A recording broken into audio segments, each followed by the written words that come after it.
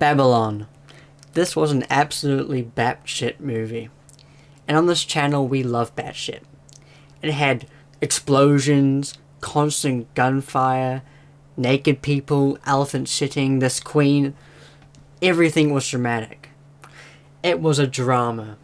A comedy drama, to be exact, and they delivered exactly that. In nearly every scene, something was being smashed or thrown for almost no reason, and it gave the scenes an emphasis that most directors aren't always bold enough to make. I also liked how direct it was with its message. They had Manny straight up just say, "If you could go anywhere in the whole world, where would you go?"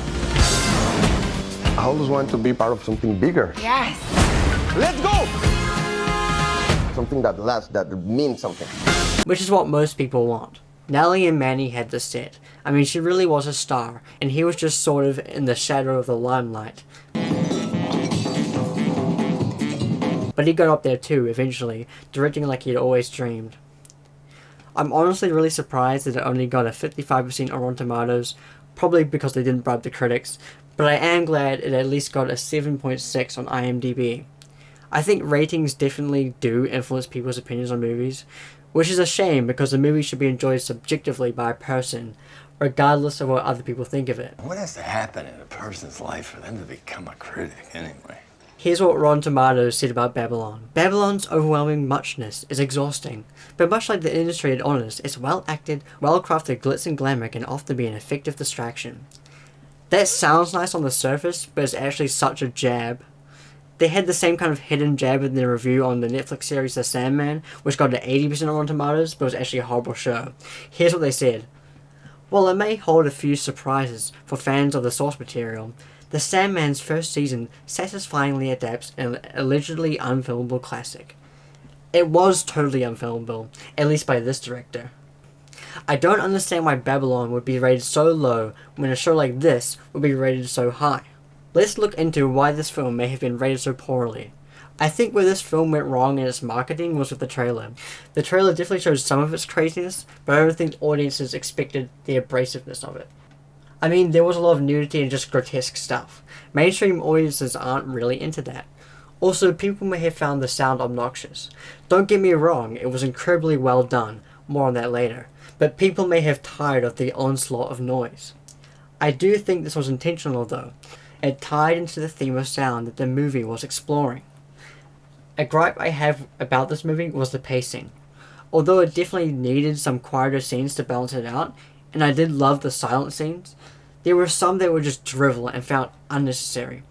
Like the scene where a kid literally just says, "I'm bored." I don't see how that's interesting. I think that every second counts in cinema.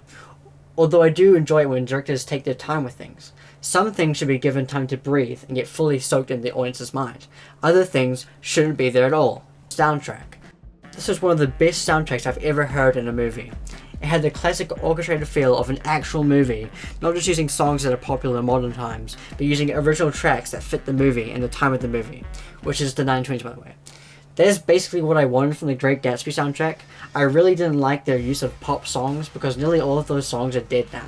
You shouldn't use top 40 songs in a movie that you want to last a lifetime, especially considering the era the Great Gatsby was set in. Another strange similarity between these movies is that they both use Spider-Man, except this time he was actually cast pretty well. He suited being the manic dungeon crawler. I also think he would make a great penguin, but Marvel probably wouldn't like that. I really like the use of sound in the dungeon scene, as when they're coming back we hear all the different sounds of each section again like a rewind. A great way they used the music as a plot device is they had actual performers in nearly every scene playing the music. They were their own characters, and one of them, Jovan Adepo, actually had his own arc and everything. There are a lot of scenes beating at the point that the other band members don't think he's very good. He is an incredibly talented performer though. Manny sees this and makes an opportunity for himself by making movies about the musicians, which by the way had never happened before, as sound was a new thing for cinema in the 1920s. It was a great idea, and that's what started his career. The whole time though, Jovan is painfully humble, even though he's the star of the show. There's something kind of beautiful about that though. Even after what his bandmates had said about him and the shallow opinions of the elite, he doesn't let that get to him. He just plays his trumpet, and plays it damn well. When you're talented, you don't need to prove anything. You just have to play. I think that's where Jack Cobb got it wrong. The problem with Jack is that he doesn't actually love movies. He just loves himself and the attention. He couldn't live in a world where he didn't have that. I do think that killing yourself is kind of a cliche, but it made sense for this movie, especially at the point where it happened. This is where the arcs of the characters were being completed. Manny and Nellie had completed their motive of wanting to be in the film industry, but then it ended up swallowing them whole. Manny had failed his other goal of being with Nellie, who disappears into the night, which was like quite tragic, really sad. You gotta watch. Anyways, all Jack wanted was to be at the center of attention. And then he was told by a critic that it wasn't all about him. He can't stand to hear that. Even though he had everything he wanted, he had a career, he was rich, he had a wife, he was washed up. He wasn't going anywhere, he wasn't improving. This was actually an issue that a lot of critics had with the film. Nearly all the characters were destroyed by the film industry in the end. It's very demoralizing, and while I personally like more full and happy character arcs, it's not always like that in reality. And Chazelle has the right to say that in his film. People were also upset with the ending, that all these crushed people were just washed over by a beautiful cinema, but I actually loved that scene. The ending scene where Maddie is sitting in the cinema totally blew me away. It was spliced in with all these great films and references, like The Matrix, Tron, and other classics. And I think the blue screen may have been referencing the 1993 film Blue, which was actually made by a man who was going blind and could only see in shades of blue. That's love for movies. You live it, it eats away at you. You can't do anything else but make it. And as Manny is sitting there, it pans down to the rest of the cinema, and we see their faces. See how the movie is changing them, making them feel things. We see Manny changing in front of our very eyes. We change. What I love most about this film was the tension in the cinema. During the film there were some completely silent moments, where the only thing you could hear was the rustling of popcorn and shallow breaths. It was intimate, and it showed exactly what the director was trying to tell us about silent movies and the importance of sound. Sound is everything. And the way Manny feels about cinema is the way I feel about music. If music didn't exist, I wouldn't see the point in living. But it does, so I do. And that's why you have to fall in love with what you're doing. Otherwise you'll end up like Jack Cobb. As Albert Einstein once said, there are two ways to live your life. Either everything is a miracle, or nothing is a miracle. You have to see everything as a miracle.